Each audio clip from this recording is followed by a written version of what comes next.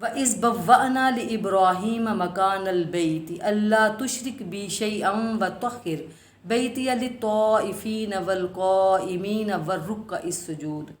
وہ وقت بھی یاد کرو جب ہم نے ابراہیم علیہ السلام کے لیے اس گھر کی تجویز کی۔ ہدایت یہ تھی کہ میرے ساتھ کسی کو شریک نہ کرنا اور میرے گھر کو پاک رکھنا، طواف کرنے والوں، قیام کرنے والوں اور رکوع و سجود کرنے والوں کے لیے۔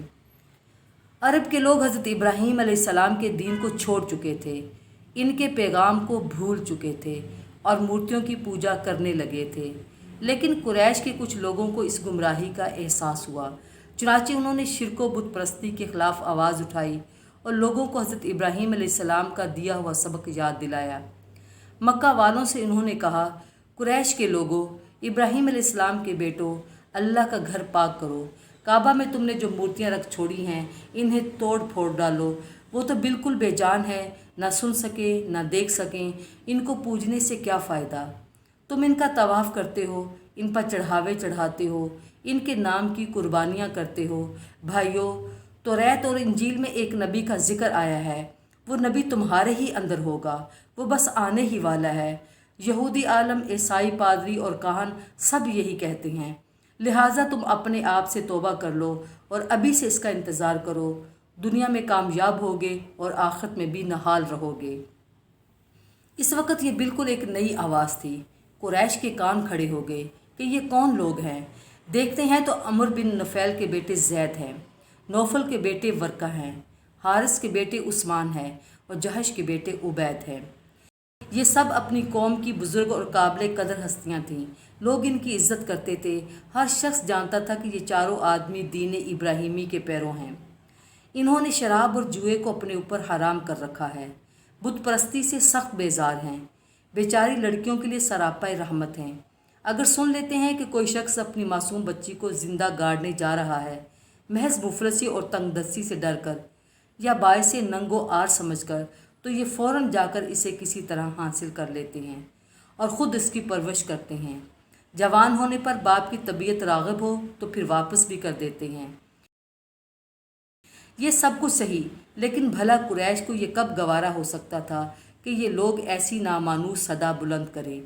وہ یہ کیوں کر برداشت کر سکتے تھے کہ ان کے مذہب پر کھلم کھلا تنقید کی جائے اور اسے غلط ٹھہرایا جائے، ان کی مورتیوں کا کھنڈن کیا جائے اور ان کی بے بسی کا چرچا کر کے دلوں کو ان سے بیزار کیا جائے؟ اسی طرح کی پوجا پاٹ اور نظر و نیاز میں ان کی عمریں گزر گئی تھیں۔ یہی ان کے معبود تھے جن کو وہ باپ دادا سے پوجتے آئے تھے۔ کیا وہ انہیں چھوڑ دیں؟ یہ تو وہ کبھی سوچ بھی نہ سکتے تھے۔ چنانچہ انہوں نے نفرت سے منہ پھیر لیے اور حقارت سے کان بند کر لیے۔ پھر اسی پر بس نہ تھا، بہتوں نے گالیاں بھی دیں، تانوں کے بھی تیر چلائے، مذاق کے خنجر جھونکے اور جتنا ہو سکا جسم و روح پر زخم لگائے۔ اسی طرح ایک زمانہ گزر گیا، کوئی تو ہجرت کر گیا اور کوئی عیسائی ہو گیا، دین ابراہیم پر صرف زید رہ گئے۔ وہ کعبہ کی دیوار سے لپٹ کر روتے اور کہتے، خدایا، اگر میں جانتا کہ تجھے کون سا طریقہ پسند ہے تو اسی کو اپناتا، مگر مجھے نہیں معلوم۔ پھر بے اختیار وہ سجدے میں گر پڑتے۔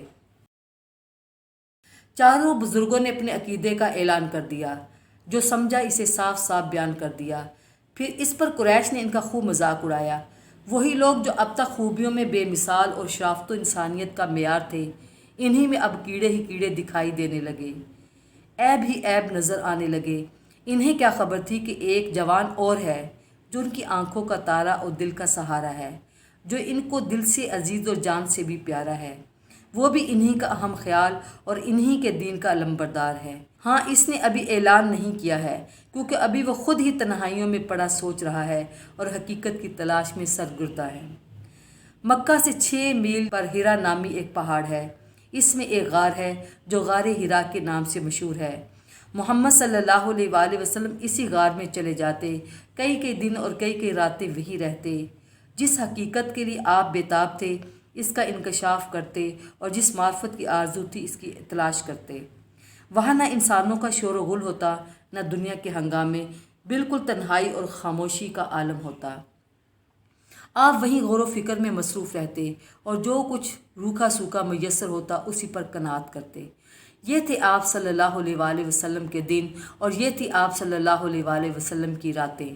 فکر و خیال کی پہنائیوں میں غوطے لگاتے، ذہن و دماغ کی گہرائیوں سے پتہ پوچھتے، جو حق معلوم ہوتا شوق کے ہاتھوں سے پکڑ لیتے اور جو باطل معلوم ہوتا اسے ذہن سے کھرچ دیتے۔ یہ دنیا جس میں ہم رہ رہے ہیں اس کی حقیقت کیا ہے؟ یہ ایک سوال تھا جس کا جواب پانے کے لیے آپ صلی اللہ علیہ وآلہ وسلم سخت بے چین تھے۔ سال پر سال گزرتے رہے اور آپ کا یہی حال رہا۔ آئے دن غار میں جاتے رہتے اور جب رمضان کا مہینہ آتا تو بالکل یکسو ہو جاتے اور رات دن وہیں رہتے۔ معمول تھا کہ غار سے جب مکہ واپس ہوتے تو سب سے پہلے آپ کعبہ جاتے اور اس کا طواف کرتے، پھر بال بچوں میں آتے۔ بی بی ختیجہ بہت ہی پیار اور محبت سے پوچھتی، محمد خیریت تو ہے؟ آپ فرماتے، ہاں خدا کا شکر ہے۔ پھر بچے آپ کو گھیر لیتے، جو بہت چھوٹے ہوتے وہ لپٹ جاتے اور جو بڑے ہوتے وہ باتیں کرتے۔ بڑے بھولے پن سے وہ پوچھتے، آپ کہاں تھے ابا جان؟ آپ کے ساتھ ہم بھی چلیں گے۔ آپ ان کو گود میں اٹھا لیتے، پیار کرتے، محبت سے سر پر ہاتھ پھیرتے، میٹھی میٹھی باتیں کرتے اور فرماتے، اچھا کبھی تم بھی چلنا۔ آپ صلی اللہ علیہ وآلہ وسلم کچھ وقت بال بچوں میں گزارتے، ان کی پیاری پیاری باتوں سے خوش ہوتے، ان سے ہنس بول کر سکون پاتے اور ان کی معصوم اداؤں میں مزے لیتے، پھر غار حرا لوٹ جاتے۔ لیکن یہ مبارک گھڑیاں اور یہ خوشی کے لمحے جلد ہی بیت گئے۔ آپ صلی اللہ علیہ وآلہ وسلم کے سب بیٹے ایک ایک کر کے اللہ کو پیارے ہو گئے۔ قاسم، طیب اور طاہر سب اللہ سے جا ملے۔ زخم پر زخم لگتے رہے لیکن آپ صبر کرتے رہے۔ بچپن میں تو یتیمی کا دکھ اٹھایا، بڑے ہوئے تو جگر گوشوں کا غم کھایا۔ اب صرف آپ صلی اللہ علیہ وآلہ وسلم کی بیٹیاں رہ گئیں۔ بیٹیاں صرف 4 تھیں، زینب، رقیہ، ام کلثوم، فاطمہ۔ زینب جوان ہوئی تو ان کی شادی ابو العاص سے کر دی۔ یہ بی بی ختیجہ کے بھانجے اور ربیع کے بیٹے تھے۔ پھر رقیہ اور ام کلثوم کی شادی عتبہ اور عتیبہ سے کر دی۔ یہ دونوں ابو لہب کے بیٹے تھے۔ آپ صلی اللہ علیہ وآلہ وسلم کے ساتھ اب صرف فاطمہ رضی اللہ تعالی عنہا رہ گئیں، پیاری اور ننھی فاطمہ۔ آپ بیٹوں سے تو محروم ہو گئے لیکن قسمت سے 2 بچے مل گئے، بہت ہی ہونہار اور سعادت مند، لائق اور وفاکش۔ چنانچہ اب وہ دونوں آپ کے بیٹے تھے اور آپ صلی اللہ علیہ وسلم ان کے باپ۔ بی بی ختیجہ کے ایک بھتیجے تھے حکیم بن حزام۔ ایک روز بی بی ختیجہ ان سے ملنے گئیں، پھر واپس ہوئیں تو ایک غلام بھی ساتھ لائیں۔ غلام بہت ہی خوبصورت اور ناز و نعمت میں پروردہ تھا۔ آپ صلی اللہ علیہ وآلہ وسلم نے فرمایا، یہ کیسا لڑکا ہے ختیجہ؟ وہ بولی، حکیم میرے بھتیجے ہیں، شام سے کچھ غلام لائے تھے، ایک مجھ کو بھی دے دیا۔ آپ نے فرمایا، بخدا اس کے چہرے پر شرافت کی چمک ہے، عقل و ذہانت کے بھی آثار ہیں۔ وہ بولی، کہا جاتا ہے کہ یہ بہت ہی ناز و نعمت کا پلا ہوا ہے۔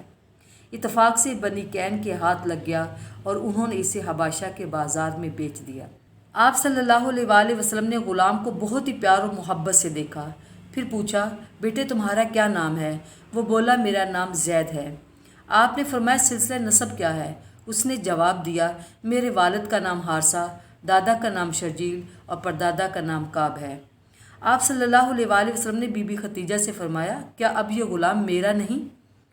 وہ بولی، ہاں ہاں کیوں نہیں چچا کے بیٹے، یہ تو آپ ہی کا ہے۔ آپ نے اسی وقت غلام کو آزاد کر کے اپنا بیٹا بنا لیا، پھر اس کے ماں باپ کے پاس ایک آدمی بھیج دیا تاکہ ان کو اطمینان ہو جائے کہ ان کا بیٹا خیریت سے ہے۔ اطلاع پاتے ہی زید کے باپ اور چچا مکہ آئے اور انہوں نے آپ صلی اللہ علیہ وآلہ وسلم سے درخواست کی کہ ہم سے منہ مانگے دام لے لیجئے مگر بیٹے کو چھوڑ دیجئے۔ آپ نے فرمایا، اور کوئی شکل؟ وہ بولے، وہ کیا؟ آپ صلی اللہ علیہ وآلہ وسلم نے فرمایا، میں بلاتا ہوں اور اس کی خوشی پر چھوڑ دیتا ہوں، اگر وہ ساتھ جانا پسند کر لے تو آپ لوگ اسے لے جائیں، مجھے دام دینے کی بھی ضرورت نہیں، لیکن اگر اس نے میرے ہی ساتھ رہنا پسند کیا تو پھر میں بھی اسے نہیں چھوڑ سکتا۔ انہوں نے کہا، قربان جائیے اس لطف و کرم پر، اس سے عمدہ بات کیا ہوگی؟ چنانچہ آپ صلی اللہ علیہ وآلہ وسلم نے زید کو بلایا اور فرمایا، دیکھو یہ 2 مہمان آئے ہیں، کیا انہیں تم پہچانتے ہو؟ زید نے کہا، ہاں ہاں یہ تو میرے باپ اور چچا ہیں۔ آپ صلی اللہ علیہ وآلہ وسلم نے فرمایا، تمہاری خوشی پر ہے، چاہو تو ان کے ساتھ گھر چلے جاؤ اور اگر دل چاہے تو میرے ہی پاس رہ جاؤ۔ بچہ فوراً آپ سے لپٹ گیا اور بولا، نہیں نہیں، میں تو آپ ہی کے ساتھ رہوں گا۔ یہ سننا تھا کہ زید کا باپ حارثہ غصے سے لال ہو گیا، कड़क कर बोला, ज़ैद माँ बाप और कौम वतन को छोड़कर ग़ुलामी पर राज़ी हो?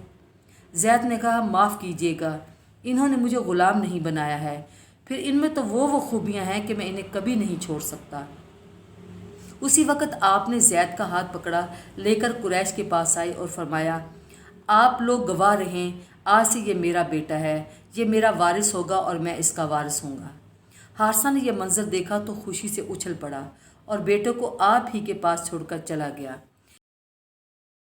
थोड़े ही अरसे बाद चचेरे भाई अली भी आप सल्लल्लाहु अलैहि वसल्लम की परवरिश में आ गए। इस तरह ज़ैद और अली दोनों साथ रहने लगे और आपके लाड प्यार में ज़िंदगी की सारी तलखियाँ भूल गए। ऐसा क्यों हुआ? बात यह थी कि अबू तालिब के यहाँ बाल बच्चों की कसरत लेकिन दौलत की किल्लत थी। बड़ी मुसीबतों से गुजारा करते, न जाने किन किन दिक्कतों से दिन काटते। इस पर गज़ब ये कि अरब में एक दफ़ा बड़े ज़ोर का कहत पड़ा, ऐसा कहत जो अपनी मिसाल आप था। अबू तालिब का तो पूछना ही क्या, बड़े बड़े रईसों की कमर टूट गई और न जाने कितने दौलतमंद कंगाल हो गए। आपके एक और चचा अब्बास थे, ये बनी हाशिम के रईसों में थे। आप सल्लल्लाहु अलैहि वसल्लम ने इसी मौका पर इनसे कहा, हम दोनों चचा अबू तालिब के 2 लड़कों को अपनी परवरिश में ले लें, इससे इनकी परेशानियों में कुछ कमी हो जाएगी। अब्बास ने यह राय पसंद की, चुनाचे दोनों अबू तालिब के पास गए और इनके सामने अपनी बात रखी। अबू तालिब ने कहा, जिनको चाहो ले लो। इस तरह अब्बास ने जाफ़र को ले लिया और आप सल्लल्लाहु अलैहि वसल्लम ने अली को, और इस वक़्त से आप अली के शफीक बाप बन गए और अली आपके चहेते बेटे।